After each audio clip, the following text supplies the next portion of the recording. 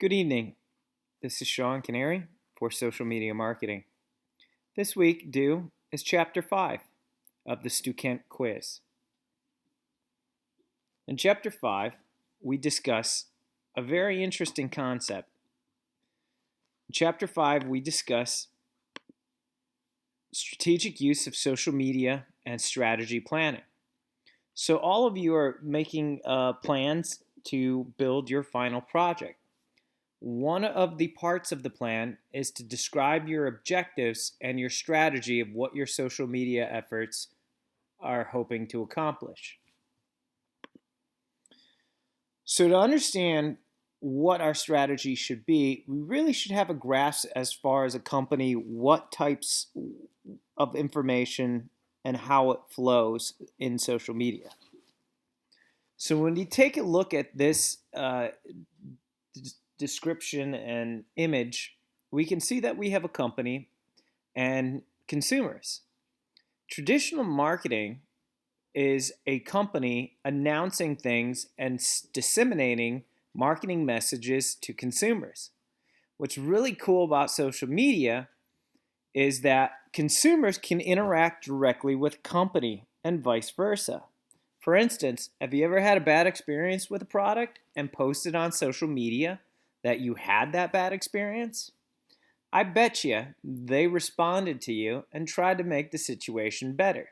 If they didn't, shame on them for not trying. But that's that back and forth area where you can interact with the company or the brand directly. The arrow that's a curved shape are consumers talking to each other about your brand. And it's very interesting to note that the back and forth conversation between consumers can often drive either a positive or negative perception about the product or the company. So these are important things to keep in mind when developing strategy. Is not only should you be creating messages to send one way to the consumer, but in your planning and your objectives, you should be trying to communicate back and forth with the consumer as well. Let's talk about value driving perspective. The key question any social media strategy planning must start with is about objectives. What are your objectives as social media marketing for this brand? Which objective deserves the most attention and resources? Are you creating social media posts as a sales objective? Or are you creating it for a communications-based objective? It's important that you take a look at what your objectives are and how you can develop your social media strategy to help you reach those objectives. Make sure your objectives are smart. And by that I mean that they're significant, measurable, actionable, realistic, and time-based. So what does significant mean? Obviously, it's important to have a strategy to achieve a certain objective that's important to your business or brand. Simply achieving goals that don't help your business achieve an objective isn't good enough. How are you going to measure those goals? What are the quantifiable numbers that you can point to say, hey, we're doing a great job, or hey, we're falling behind? Are these objectives actionable? Can you take action upon them? Are they realistic? Again, earlier this year, you prepared an audit of your social media course. In your audit, you discovered what metrics and benchmarks your competitors and peers are. This should give you an idea as far as some of the goals that are realistic to achieve.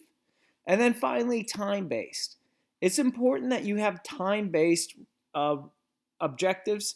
That way you can achieve those objectives or hope to achieve those objectives in a certain time period.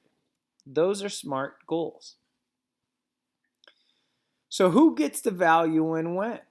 Social media is pointless unless it generates value for both the company and consumers. Both need to benefit in order for social media strategy to be value driving.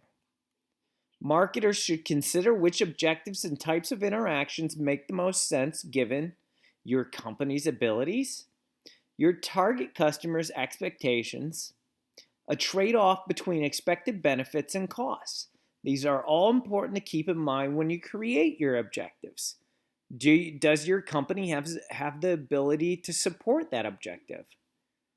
Is the target customer's characteristics one that will allow you to help you achieve those objectives?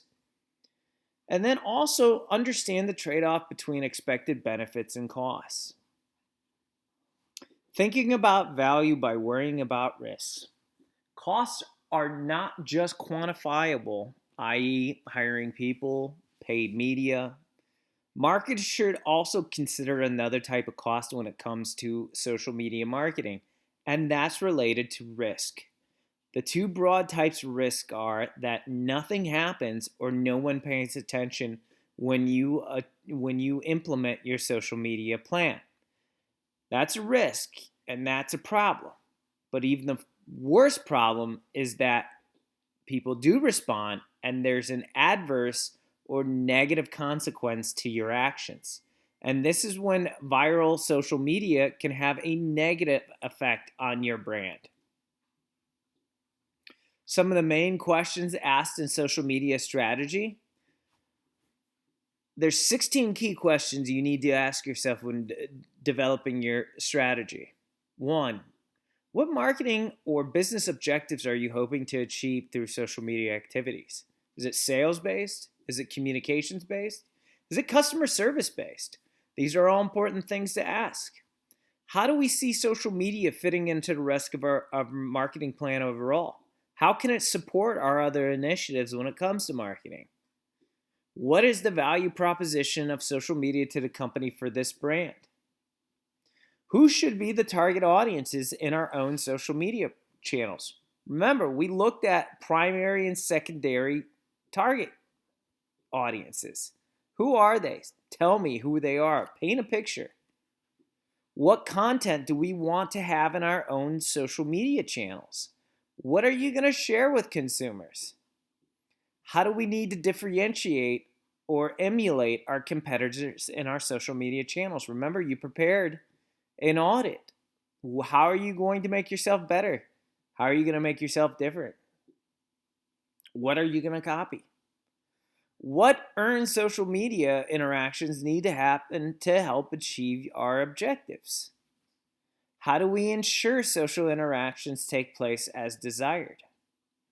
Are there any undesirable social interactions that may arise? When should those social actions take place? Where should they take place? What channels? What is the value proposition of social media to the targeted audience if they participate in desired social interactions? How do we implement this strategy? Who is responsible for implementing this strategy? And what are the resource requirements in terms of financial and labor costs? How should we monitor and measure performance? These are all important questions to ask yourself when developing your strategy overall. So, again, in this week, we're talking about developing a social media strategy. Please read chapter 5 and take the quiz. Until next week, have a great week.